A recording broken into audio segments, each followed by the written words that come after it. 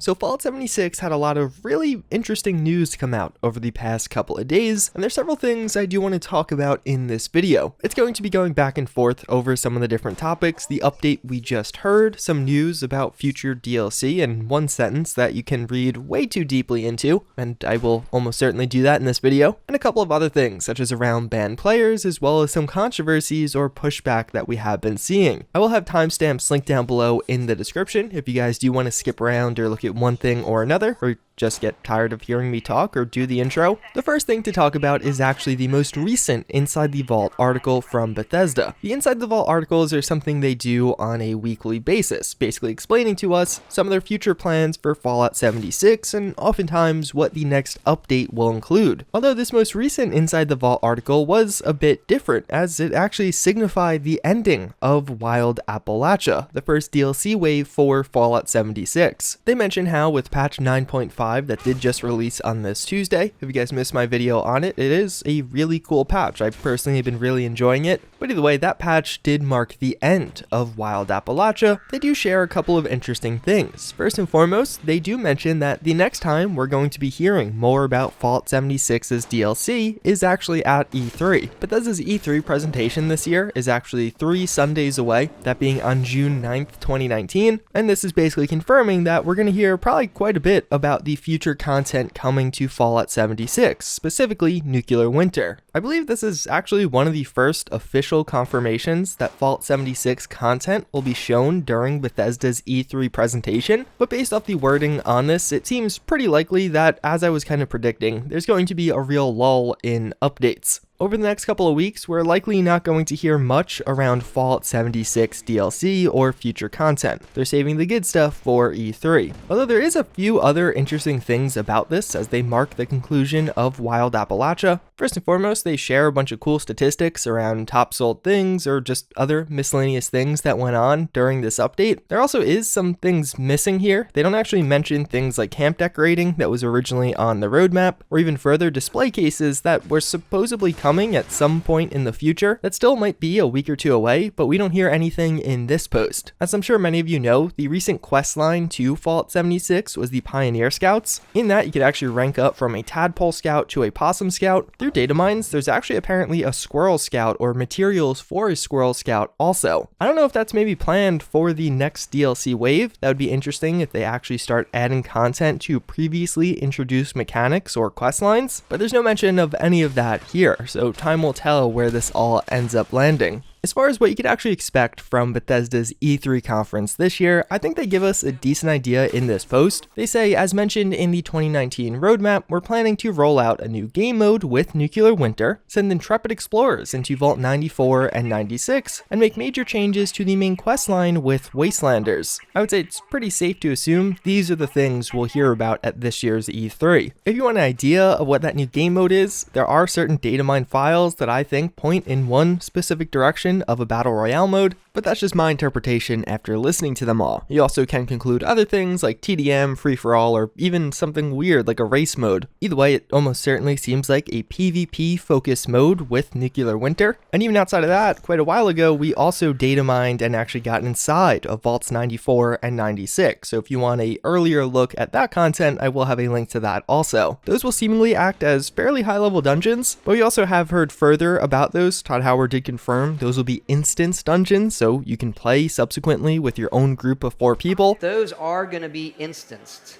So we are building the instancing tech, which we haven't had before, because doing a vault raid where everyone had to queue up, like, it just sucked. Is that going to be a big mix mash like you see with the current in-game dungeons? Although I would say without a doubt one of the most interesting pieces of information from this is their sentence on Wastelanders. It's the third major DLC wave coming to Fallout 76, and here they do say, make major changes to the main quest line with Wastelanders. We've heard about this mode only a couple of times and only brief mentions, but I think taking them all together, you do get something pretty interesting. On their official roadmap, it does mention, embark on a tale with true choice and consequence in Wastelanders, our biggest and most ambitious update for 76, and that the DLC will include a new main questline, new factions, new events, and new features. And with Todd Howard later remarking it as, and then Wastelanders, which is a huge update, new main quest, and I am definitely not allowed to talk about that. But I would say it's gonna change the game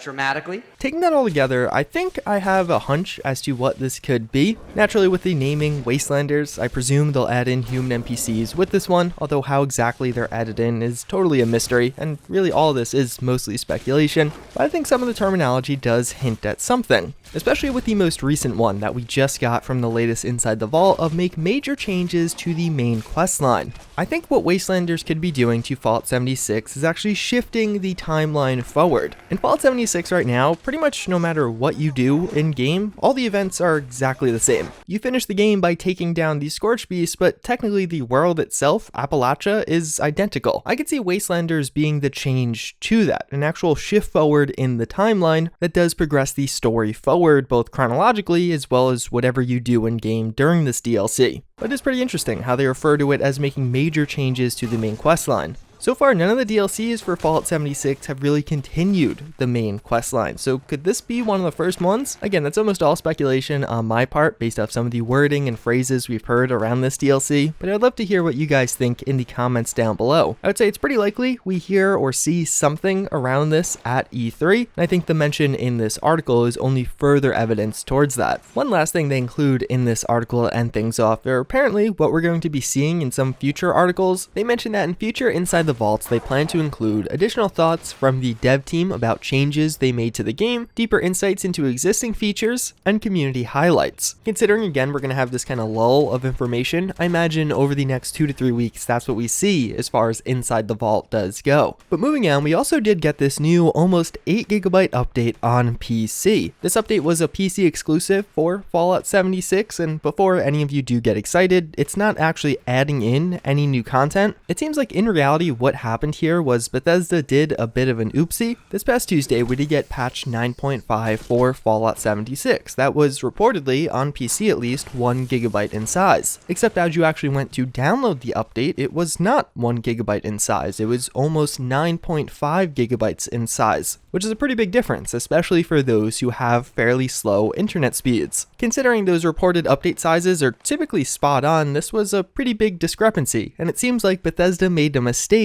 with somehow accidentally shipping or making changes to the Enlighten exterior files. These were two fairly large files that were updated with that most recent update, and it seems like these were actually creating issues in game. So the update you're seeing today is actually a revert of that change. So it seems like a good chunk of this new update is re-downloading the old files, but then also a small part of it is the intended change for those original files. So if you actually haven't updated the game since this Tuesday, you'll only have a small update, but if you did update the game, then you'll have a much larger one, actually getting back some of those old files, as well as some of the changes to them. Overall, it seems more than anything else like a Bethesda oopsie, but if you have been noticing lighting issues in game, this potentially could also fix that. Outside of that, you guys might recall that a couple of weeks ago, there were these mysterious boxes placed down in Appalachia. The hunt and mystery of what these were and where to find more of them was on. And pretty quickly, both in-game and through data mining, we found that there were these two boxes that were live. In each of them, you could discover a holotape of somebody looking for something seemingly at 4 separate locations.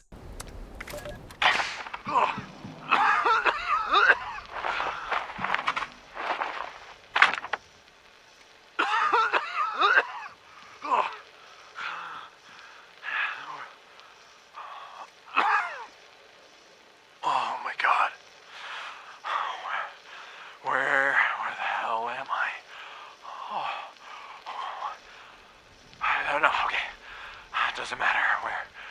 Where was the other one again? Okay, Tower, River, Fork. Yeah. Tower, River, Fork, and then the one he starts at. But even further, he was trying to destroy a bucket of bolts for what he did and what he made the person you're hearing the holotape from do. I swear on every soul I took, that I'm gonna unplug that goddamn bucket of bolts. Tin Man mentioned Reclamation Day. I have to find them. I have to go north.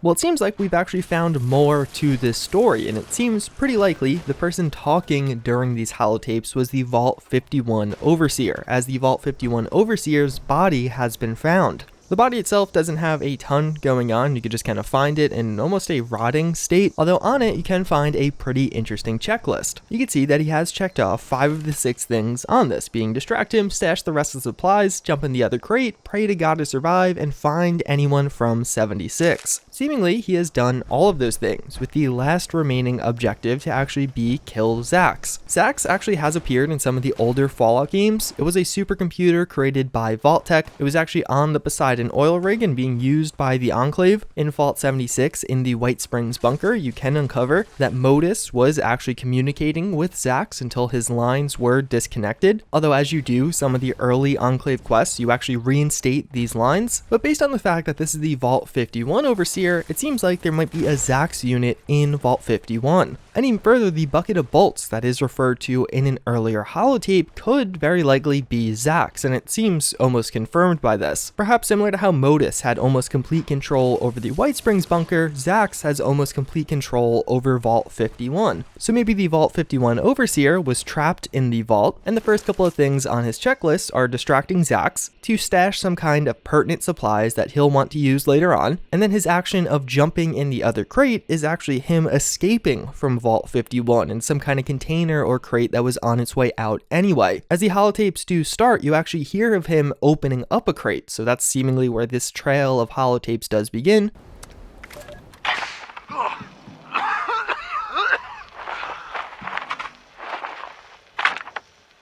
In that holotape, we do then hear that he's going to Tower River Fork. You find a second holotape at Tower, and there he says he's going to go north to Vault 76. Based on the checklist, he seemingly did meet up or find someone from Vault 76. And based on the location of this body, it's actually just north of the tower where you find the previous holotape and just south of Vault 76. It seems like he may have never actually made it to his 2 final destinations of River and Fork, which could explain why in-game right now, we don't actually discover any more crates, despite there seemingly being reference to 4. As far as who he met from Vault 76, and considering the fact that he checked that off, it seems like he met with the Overseer. Technically, following the lore of Fallout 76, the Overseer only leaves a couple of hours before the rest of the Vault Dwellers, aka when you create your own character and leave the vault. So what kind of discussion did they have? Why does the Overseer never mention this individual in any of the holotapes? In Fallout 76, you never actually find the Overseer. Could this be one of the last people she meets, and could the Overseer now be in Vault 51? Even further, there is the question as to what killed him. There's no obvious signs looking at the environment around his body. Could it have been the Vault 76 Overseer? That would certainly be a plot twist.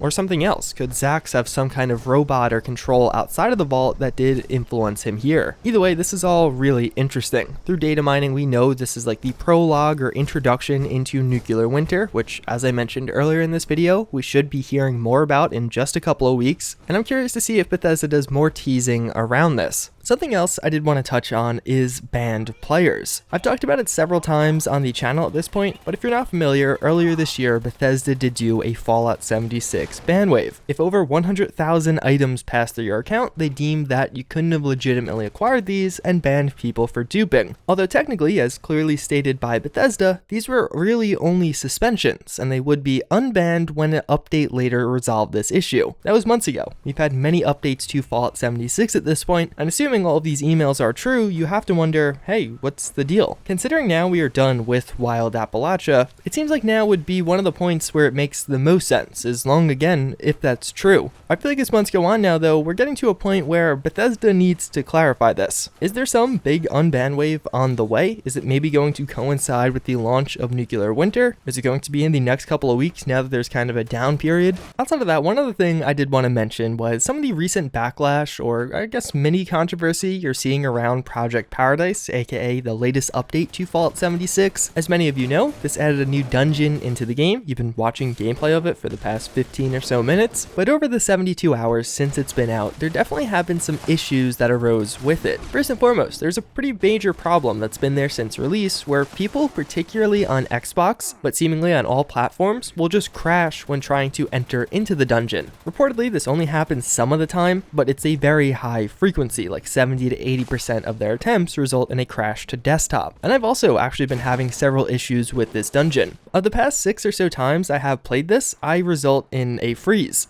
I'm in-game still able to hear the audio of what's happening, but I can't move and my screen is frozen. I tried to leave this here for a few minutes seeing if it would recover, but so far it hasn't. I'll just have to close the game and restart it. Oftentimes not able to actually resume the event because it either ended or I can't find that server again. Naturally, those are two pretty big issues that we hopefully see fixed fairly soon, although even beyond those, there's been a lot of criticism of this event as some of the implementation. Some people are calling it too hard, some people are calling the community too inept. I'm probably more in the former. I don't think the event is all that difficult, it's just a lot of people don't play the objective, and even though I personally really love this event, there's definitely been a bit of a back and forth, a more tame one than previous controversies, but several users think there is definitely room for improvement with this event, and some of them definitely do make good points. Either way though, that's pretty much going to wrap it up for this video. As always again, I thank you all for watching, hopefully you enjoyed this one, but with that, I hope to see you guys all next time. Later.